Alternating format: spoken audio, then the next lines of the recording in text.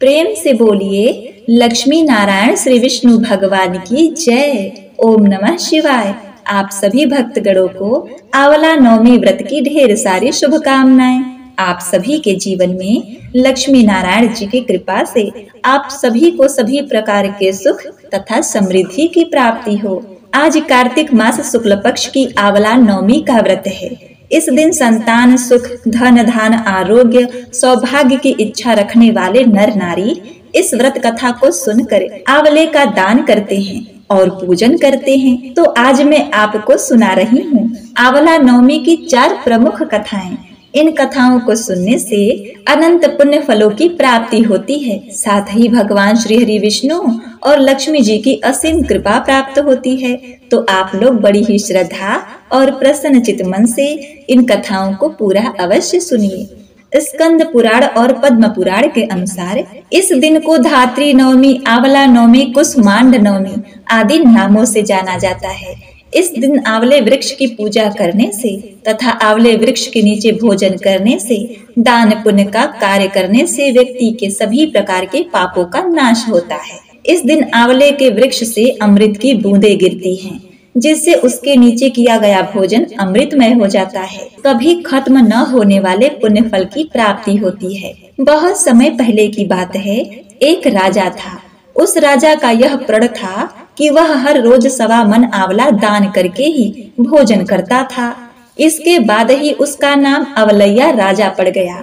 एक दिन उसके बेटे बहू ने सोचा कि राजा इतने सारे आंवले रोजाना दान करते हैं, इस प्रकार तो एक दिन सारा खजाना ही खाली हो जाएगा। इसलिए बेटे ने राजा से कहा, हे पिताजी, आपको इस तरह आंवला दान करना बंद कर देना चाहिए। राजा ने उसे समझाया कि पुत्र, आंवले का दान करने से देवी लक्ष्मी अति प्रसन्न होती हैं और धन धान से घर भर देती हैं। परिवार में सुख समृद्धि का वास होता है। आंवले के जल से स्नान करने से दरिद्रता दूर होती है तथा सब प्रकार के ऐश्वर्य प्राप्त होते हैं। आंवले के वृक्ष का दर्शन, स्पर्श तथा उसके नाम का उच्चारण करने से वरदायक भगवान श्री विष्णु और मां लक्ष्मी अनुकूल हो जाते हैं। कार्तिक मास के शुक्ल पक्ष की नवमी तिथि को आंवले वृक्ष के नीचे भोजन करना अति उत्तम माना गया है तथा आंवले का सेवन तथा उसका दान करना चाहिए। इतना समझाने के बाद भी बेटा नहीं माना, तो बेटे की बात को सुनकर राजा को बड़ा दुख हुआ और राजा रानी महल छोड़कर वियावान जंगल में जाकर बैठ गए। जब भूखे प्यासे 7 दिन हो गए, तब भगवान ने सोचा, यदि मैंने इसका प्रण नहीं रखा और इसका सत नहीं रखा तो विश्वास चला जाएगा। इसीलिए भगवान ने जंगल में ही महल, राज, बाग, बागीचे सब बना दिए और ढेर सारे आंवले के पेड़ भी लगा दिए। सुबह राजा रानी उठे तो देखा कि जंगल में उनके राज से भी 2 गुना राज बसा हुआ है। राजा रानी से कहने लगे, रानी देखो, कभी भी सत्य का साथ नहीं छोड़ना चाहिए। आओ नहा धोकर आंवला दान करे और भोजन करे। राजा रानी ने आंवले दान करके खाना खाया और खुशी खुशी नए महल में रहने लगे। उधर आंवला देवता का अपमान करने व माता पिता से बुरा व्यवहार करने के कारण राजकुमार के बुरे दिन आ गए। उसका राज्य शत्रुओं ने छीन लिया। वह दाने दाने को मोहताज हो गया और काम ढूंढते हुए अपने पिताजी के राज्य में आ पहुंचा। उसकी हालत इतनी बिगड़ चुकी थी कि पिता ने उन्हें बिना पहचाने हुए काम पर रख लिया। बेटे बहू सोच भी नहीं सकते थे कि उनके माता पिता इतने बड़े राज्य के मालिक भी हो सकते हैं, सो उन्होंने भी अपने माता पिता को नहीं पहचाना। एक दिन बहू ने सास के बाल गूंथते समय उसकी पीठ पर मस्सा देखा। उसे यह सोचकर रोना आने लगा कि ऐसा मस्सा मेरी सास के भी था। हमने ये सोचकर उन्हें आंवले दान करने से रोका था कि हमारा धन नष्ट हो जाएगा। आज वे लोग न जाने कहाँ होंगे। यह सोचकर बहू को रोना आने लगा और आंसू टपक कर सास की पीठ पर गिरने लगे। रानी ने तुरंत पलटकर देखा और पूछा, तू क्यों रो रही है? उसने बताया कि आपकी पीठ जैसा मस्सा मेरी सास की पीठ पर भी था। हमने उन्हें आंवला दान करने से मना कर दिया था, इसीलिए वे घर छोड़कर चले गए। तब रानी ने उन्हें पहचान लिया, सारा हाल पूछा और अपना हाल बताया। अपने बेटे बहू को समझाया कि दान करने से धन कभी खत्म नहीं होता, बल्कि बढ़ता है। बेटे बहू भी अब सुख से राजा रानी के साथ रहने लगे। हे भगवान श्री विष्णु, जैसा राजा रानी का सत रखा वैसे सबका सत रखना। इस कथा को कहते सुनते सभी को सुखी रखना। दूसरी कथा इस प्रकार से है।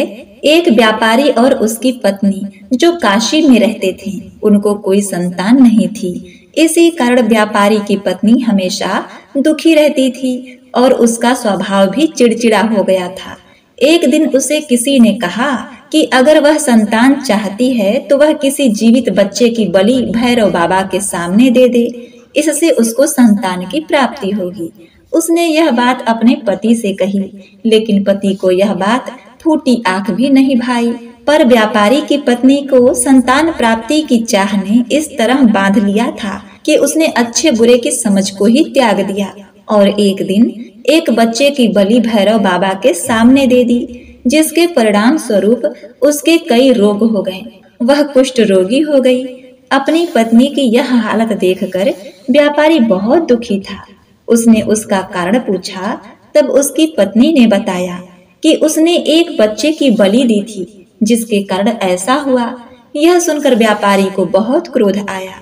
उसने अपनी पत्नी को बहुत मारा पीटा, पर बाद में उसे अपनी पत्नी की दशा पर दया आ गई और उसने उसे सलाह दी कि वह अपने इस पाप की मुक्ति के लिए गंगा जी में स्नान करे और सच्चे मन से प्रार्थना करे।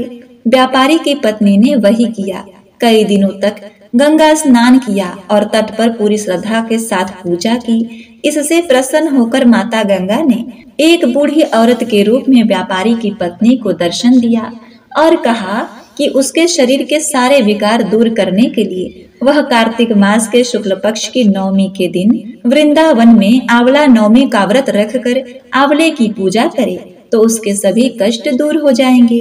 व्यापारी की पत्नी ने बड़े विधि विधान के साथ पूजा की, तब उसके शरीर के सभी कष्ट दूर हो गए। उसे सुंदर शरीर की प्राप्ति हुई, साथ ही उसे पुत्र की भी प्राप्ति हुई।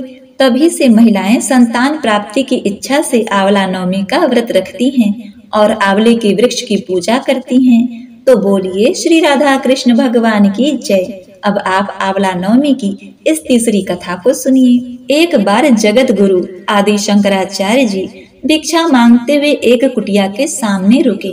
वहां एक बूढ़ी औरत रहती थी जो अत्यंत गरीब और दयनीय स्थिति में थी।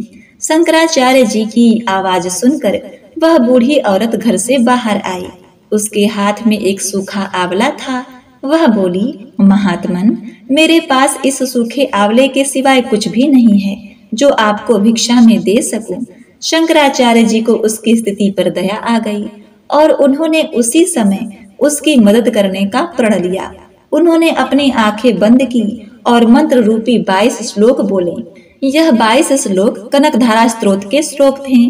इससे प्रसन्न होकर मां लक्ष्मी ने उन्हें दिव्य दर्शन दिए और कहा, शंकराचार्य, इस स्त्री ने अपने पूर्व जन्म में कोई भी वस्तु दान नहीं की थी। यह अत्यंत कंजूस और मजबूरी वश कभी किसी को कुछ देना ही पड़ जाए तो वह बुरे मन से दान करती थी। इसीलिए इस जन्म में इसकी यह हालत हुई है। यह अपने कर्मों का फल भोग रही है, इसलिए मैं इसकी कोई सहायता नहीं कर सकती। शंकराचार्य जी ने देवी लक्ष्मी की बात सुनकर कहा, हे माता लक्ष्मी, इसने पूर्व जन्म में अवश्य दान धर्म नहीं किया है, लेकिन इस जन्म में इसने पूर्ण श्रद्धा से मुझे यह सूखा आंवला भेंट किया है।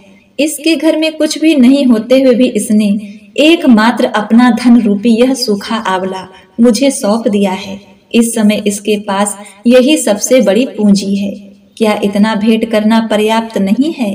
शंकराचार्य जी की इस बात से देवी लक्ष्मी प्रसन्न हुई और उसी समय उन्होंने गरीब महिला की कुटिया में स्वर्ण के आंवले की वर्षा कर दी। तो इसीलिए आज के दिन आंवला नवमी के दिन आप सभी भक्तगण आंवले का दान अवश्य करिएगा और आंवले के वृक्ष के नीचे भोजन करिएगा। यदि भोजन न कर सके तो आज के दिन अपने अच्छे स्वास्थ्य आंवला ग्रहण अवश्य करें और भगवान विष्णु के समक्ष, कान्हा जी के समक्ष आंवले का भोग लगाएं। साथ ही तुलसी जी की मंजरी और उनका पत्र भी रखें। सूत जी कहते हैं कि कार्तिक के शुक्ल पक्ष की चतुर्दशी को आंवले का पूजन करें।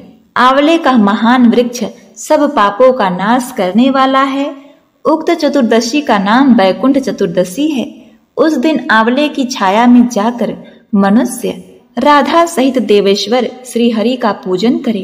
तदवंतर आंवले की 108 प्रदक्षिणा करे। फिर साष्टांग प्रणाम करके परमेश्वर श्याम सुंदर श्री कृष्ण जी की प्रार्थना करें। आंवले की छाया में बैठकर इस कथा को सुने, फिर ब्राह्मण को भोजन करावें और यथाशक्ति दक्षिणा दें। ब्राह्मणों के संतुष्ट होने पर मोक्षदायक श्री हरि भी प्रसन्न होंगे। पूर्व काल में जब सारा जगत एकार्व के जल में निर्मग्न हो गया था तो समस्त चराचर प्राणी नष्ट हो गए थे। उस समय देवादिदेव सनातन परमात्मा ब्रह्मा जी अविनाशी ब्रह्म का तप करने लगे थे। ब्रह्म का तप करते करते उनके आगे श्वास निकला। साथ ही भगवत दर्शन के अनुरागवश उनके नेत्रों से जल निकल आया। प्रेम के आंसुओं से परिपूर्ण वह जल की बूंद पृथ्वी पर गिर पड़ी, जिसमें से आंवले का महान वृक्ष उत्पन्न हुआ। उसमें बहुत सी शाखाएं और उपशाखाएं निकली थी। वह फलों के भार से लदा हुआ था। सब वृक्षों में सबसे पहले आंवला ही प्रकट हुआ, इसलिए उसे आदिरोह कहा गया। ब्रह्मा ने सबसे पहले आंवले को उत्पन्न किया, उसके बाद समस्त प्रजा की सृष्टि की। जब देवता आदि की सृष्टि हो गई तो वे उस स्थान पर आए जहां भगवान विष्णु को प्रिय लगने वाला आंवले का वृक्ष था। उसे देखकर देवताओं को बड़ा आश्चर्य हुआ। उसी समय आकाशवाणी हुई कि यह आंवले का वृक्ष सब वृक्षों में श्रेष्ठ है, क्योंकि यह भगवान विष्णु को प्रिय है। इसके स्मरण मात्र से मनुष्य गोदान का फल प्राप्त करता है। इसके दर्शन से 2 गुना और फल खाने से 3 गुना पुण्य होता है। इसलिए सर्वदा प्रयत्न करके आंवले के वृक्ष का सेवन करना चाहिए, क्योंकि वह भगवान विष्णु को परम प्रिय एवं सब पापों का नाश करने वाला है। अतः समस्त मनोकामनाओं की सिद्धि के लिए आंवले के वृक्ष का पूजन करना उचित है। जो मनुष्य कार्तिक मास में आंवले के वन में भगवान श्री हरि की पूजन तथा आंवले की छाया में भोजन करता है, उसका पाप नष्ट हो जाते हैं। आंवले की छाया में जो भी पुण्य करता है वह कोटि गुना हो जाता है। प्राचीन काल की बात है, कावेरी के उत्तर तट पर देव शर्मा नाम से विख्यात एक श्रेष्ठ ब्राह्मण थे, जो वेद वेदांगों के पारंगत विद्वान थे। उनके एक पुत्र हुआ जो बड़ा दुराचारी निकला। पिता ने उसे हित की बात बताते हुए कहा कि बेटा, इस समय कार्तिक का महीना है जो भगवान विष्णु को बहुत ही प्रिय है। तुम इसमें स्नान, दान, व्रत और नियमों का पालन करो। तुलसी के फूल सहित भगवान विष्णु की पूजा करो। भगवान के लिए दीप दान, नमस्कार तथा प्रदक्षिणा करो। पिता की यह बात सुनकर वह दुष्ट आत्मा पुत्र क्रोध से जल उठा। उसके ओष्ठ फड़फड़ाने लगे और उसने पिता की निंदा करते हुए कहा, तात, मैं कार्तिक में पुण्य संग्रह नहीं करूंगा। पुत्र का यह उदंडता पूर्वक वचन सुनकर देवशर्मा ने क्रोध पूर्वक कहा, ओ दुर्बुद्धे, तू वृक्ष के खोखले में चूहा हो जा। इस साप के भय से डरे हुए पुत्र ने पिता को नमस्कार करते हुए पूछा, परम पूज्यवर, उस तृणित योनि से मेरी मुक्ति कैसे होगी, यह बतलाइए।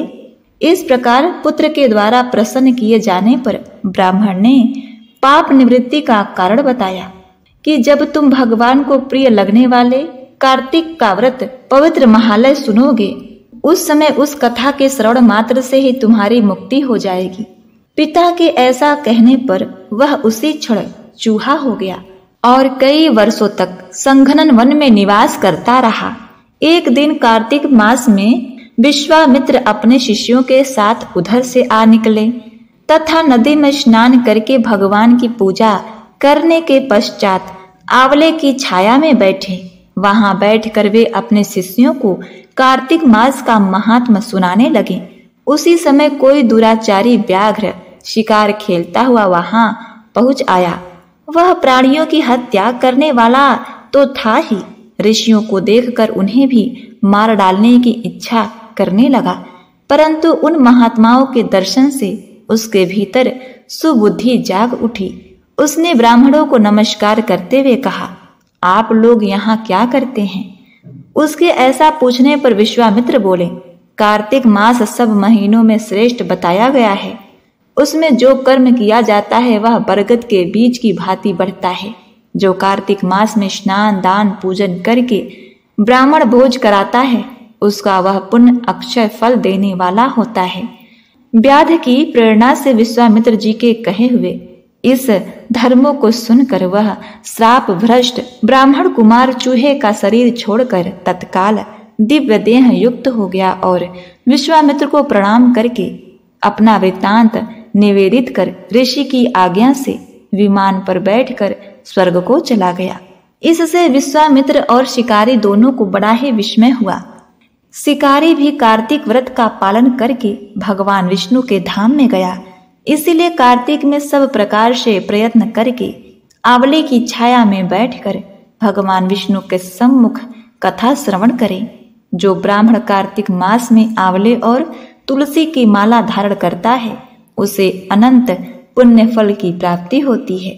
जो मनुष्य आंवले की छाया में बैठकर दीपमाला समर्पित करता है उसको अनंत पुण्य फल प्राप्त होता है। विशेषतः तुलसी वृक्ष के नीचे श्री राधा और श्याम सुंदर भगवान श्री कृष्ण की पूजा करनी चाहिए। तुलसी के अभाव में यह शुभ पूजा आंवले के नीचे करनी चाहिए। जो आंवले की छाया के नीचे कार्तिक में ब्राह्मण दंपतियों को एक बार भी भोजन देकर स्वयं भी भोजन करता है वह अन्न दोष से मुक्त हो जाता है। लक्ष्मी प्राप्ति की इच्छा रखने वाला मनुष्य सदा आंवले से स्नान करे। विशेषतः एकादशी तिथि को आंवले से स्नान करने पर भगवान विष्णु प्रसन्न होते हैं। नवमी, अमावस्या, सप्तमी, संक्रांति के दिन, रविवार, चंद्र ग्रहण तथा सूर्य ग्रहण के दिन आंवले से स्नान नहीं करना चाहिए। जो मनुष्य आंवले की छाया में बैठकर पिंडदान करता है उसके पितर भगवान विष्णु के प्रसाद से मोक्ष को प्राप्त होते हैं। तीर्थ या घर में जहाँ जहाँ मनुष्य आंवले से स्नान करता है वहाँ वहाँ भगवान विष्णु स्थित होते हैं। जिसके शरीर की हड्डियां आंवले के स्नान से धोई जाती हैं वह फिर गर्भ में वास नहीं करता। जिसके सिर के बाल आंवला मिश्रित जल से रंगे जाते हैं वो मनुष्य कलयुग के दोषों का नाश करके भगवान विष्णु को प्राप्त होता है। जिस घर में सदा आंवला रखा जाता है वहां भूत प्रेत कुष्मांड और राक्षस नहीं जाते। जो कार्तिक में आंवले की छाया में बैठकर भोजन करता है उसके 1 वर्ष अन्य संसर्ग से उत्पन्न हुए पाप नाश हो जाते हैं। अब आप मोक्ष प्राप्ति के लिए सबसे सुंदर कथा दामोदर लीला की कथा सुने। इसे सुनने से पहले आप कमेंट में हरे कृष्णा राधे राधे अवश्य लिखें। ओखल बंधन लीला को ही दामोदर लीला कहते हैं। यह भगवान की अत्यंत सुंदर लीला है।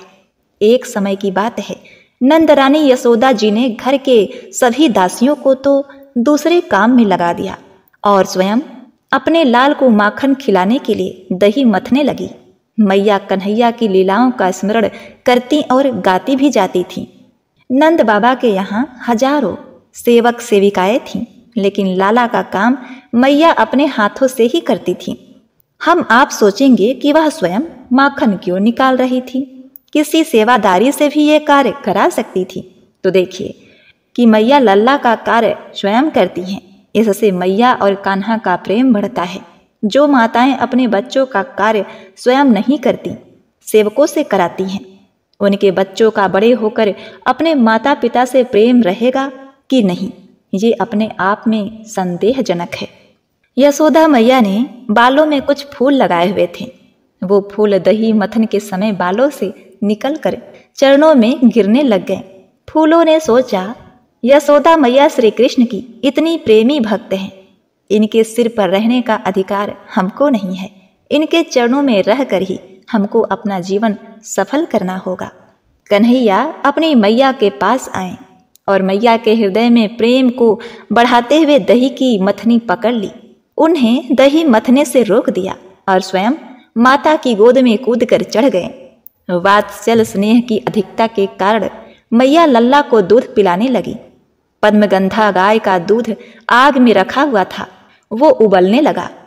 गैया के दूध ने सोचा, कन्हैया आज मैया का दूध ही पी लेंगे तो मेरे को स्वीकार ही नहीं करेंगे, इसलिए मैं आग में कूदकर आत्महत्या कर लूंगी। अगर भगवान मुझे स्वीकार नहीं करेंगे तो मेरे जीने का क्या लाभ। दूध उफनता देखकर मैया ने लल्ला को अतृप्त ही छोड़कर जल्दी से दूध उतारने के लिए चली गई। इससे कन्हैया को क्रोध आ गया।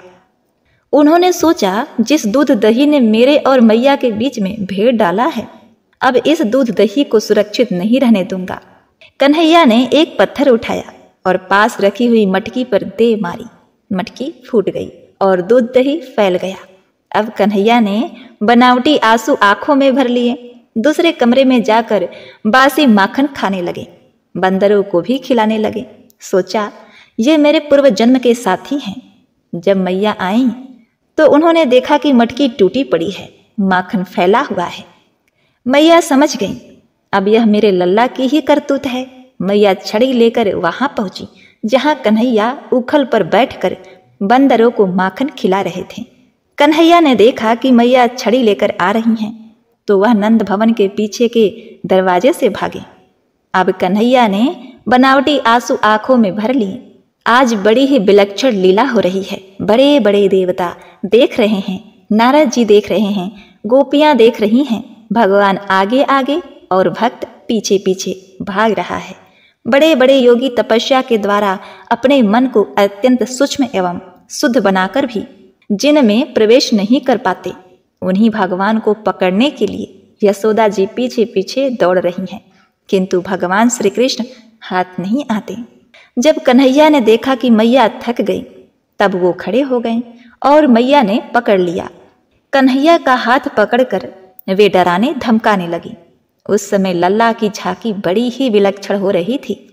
कन्हैया रोने और आंसू बहाने लग गए। यशोदा मैया ने देखा कि लल्ला बहुत डर गया है। मैया ने छड़ी फेंक दी। इसके बाद सोचा कि इसको एक बार रस्सी से बांध देना चाहिए। मैया ने रस्सी मंगाई बांधने के लिए और कन्हैया को बांधने लग गई। कन्हैया ने फिर लीला प्रारंभ कर दी। रस्सी 2 उंगल छोटी पड़ गई। तब मैया ने दूसरी रस्सी जोड़ी, वह भी 2 उंगल छोटी पड़ गई। इस प्रकार सारे गोकुल की रस्सी जोड़ दी, फिर भी कन्हैया को न बांध सकी और रस्सी छोटी पड़ गई।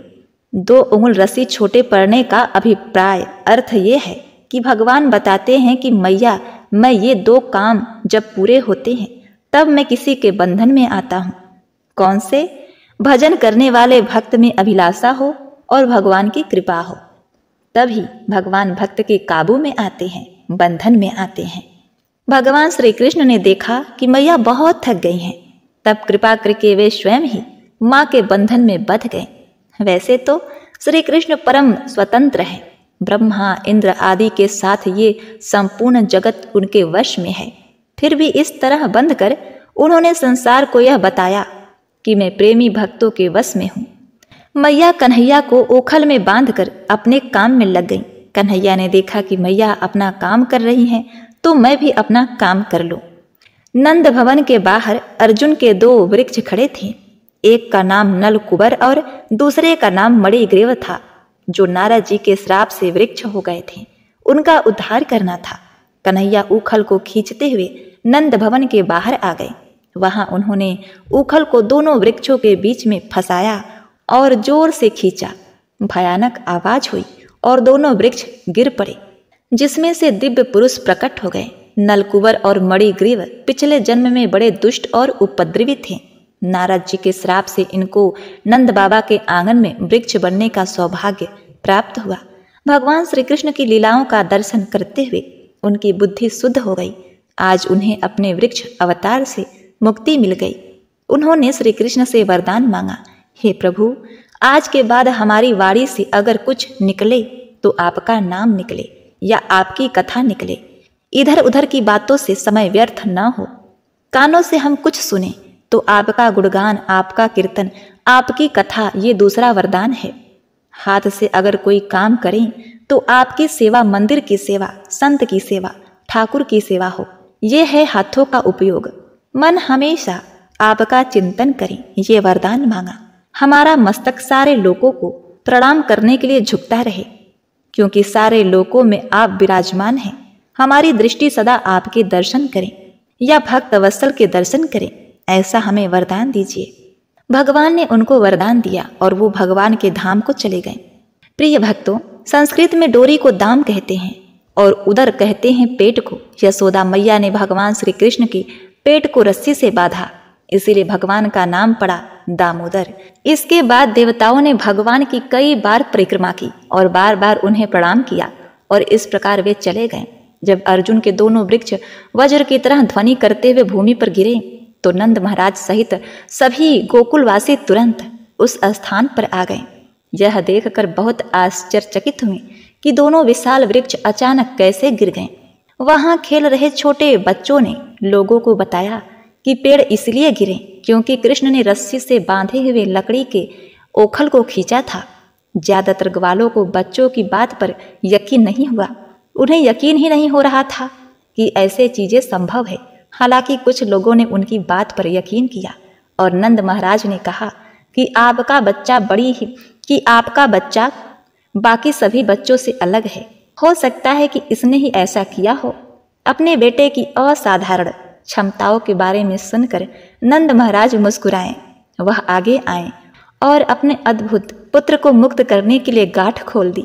नंद महाराज द्वारा मुक्त किए जाने के बाद कृष्ण को बड़ी गोपियों ने अपनी गोद में उठा लिया। वे उन्हें घर के आंगन में ले गईं और उनकी अद्भुत गतिविधियों की प्रशंसा करते हुए ताली बजाने लगी। भगवान श्री कृष्ण एक साधारण बच्चे की तरह उनकी ताली के साथ नाचने लगे। परम भगवान कृष्ण गोपियों की पूरी तरह से नियंत्रण में थे। उनके हाथों की कठपुतली की तरह गाते और नाचते थे। माता यशोदा भी यह सब देखकर मंत्रमुग्ध हो जाया करती थी। तो इस प्रकार से भगवान श्री कृष्ण की ओखल बंधन लीला समाप्त हुई। सिंधु सुता मैं सुमिरो तो ही, ज्ञान बुद्धि विद्या दो मोही, तुम समान नहीं कोई उपकारी, सब विधि पुरहु आस हमारी। जय जय जगत जननी जगदम्बा, सबकी तुम ही हो अवलंबा, तुम ही हो सब घट घट वासी, विनती यही हमारी खासी। जग जननी जय सिंधु कुमारी, दीनन की तुम हो हितकारी, विनवै नित्य तुम ही महारानी, कृपा करो जग जननी भवानी, कहि विधि स्तुति करो तिहारी, सुधि लीजय अपराध विसारी। कृपा दृष्टि चितवो मम ओरी, जग जननी विनती सुन मोरी, ज्ञान बुद्धि जय सुख की दाता, संकट हरो हमारी माता। क्षीर सिंधु जब विष्णु मथायो, 14 रत्न सिंधु में पायो, 14 रत्न में तुम सुख राशि, सेवा कियो प्रभु बन दासी।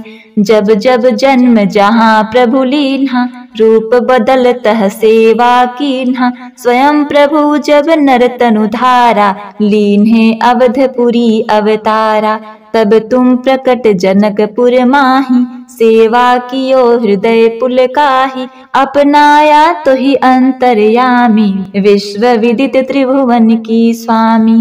तुम सम प्रबल शक्ति नहीं आनी, कह लो महिमा कहो बखानी, मन क्रम वचन करे सेवकाई, मन इच्छित वांछित फल पाई। तजी छल कपट और चतुराई, पूजही विविध भांति मन लाई, और हाल में कहो बुझाई, जो यह पाठ करे मन लाई। ताको कोई कष्ट न नोई, मन इच्छित पावे फल सोई। त्राहि त्राहि जय दुख निवारणी, त्रिविधि ताप भव बंधन हारिणी। जो 40 पढ़े पढ़ावे, ध्यान लगा कर सुने सुनावे, ताको कोई न रोग सतावे, पुत्र आदि धन संपत्ति पावे। पुत्रहीन अरु संपत्तिहीना, अंध बधिर कोढ़ी अति दीना। विप्र बुलाय कै पाठ करावे, शंका दिल में कभी न लावे। पाठ करावे दीन चालीसा, तापर कृपा करे गौरीसा। सुख संपत्ति बहुत सी पावे, कमी नहीं काहू की आवे। 12 मास करे जो पूजा, तेहि सम धन्य और नहीं दूजा। प्रतिदिन पाठ करे मन माही, उन सम कोई जग में कहु नाही। बहुविधि क्या मैं करो बड़ाई, ले परीक्षा ध्यान लगाई, करे विश्वास करे व्रत नेमा, होय सिद्धि उपजय उर प्रेमा। जय जय जय लक्ष्मी भवानी, सब में व्यापित हो गुण खानी, तुम्हारो तेज प्रबल जग माही, तुम सम को दयालु कहूँ नाही। मोहि अनाथ की सुध अब लीजय, संकट काटि भक्ति मोहि दीजय, भूल चूक करी क्षमा हमारी, दर्शन दजय दशा निहारी। बिन दर्शन व्याकुल अधिकारी, तुम ही अछत दुख सहे भारी, नहीं मोहि ज्ञान बुद्धि है तन में, सब जानत हो अपने मन में। रूप चतुर्भुज करके धारण, कष्ट मोर अब करहु निवारण, के ही प्रकार मैं करो बड़ाई, ज्ञान बुद्धि मोहि नहीं अधिकाई। त्राहि त्राहि दुख हारिणी, हरो बेग सब त्रास, जयति जयति जय लक्ष्मी, करो शत्रु को नाश। रामदास धरि ध्यान नित, विनय करत कर जोर, मात लक्ष्मी दास पर करहु दया की कोर। प्रेम से बोलिए श्री लक्ष्मी माते की जय। ओम नमो भगवते वासुदेवाय नमः।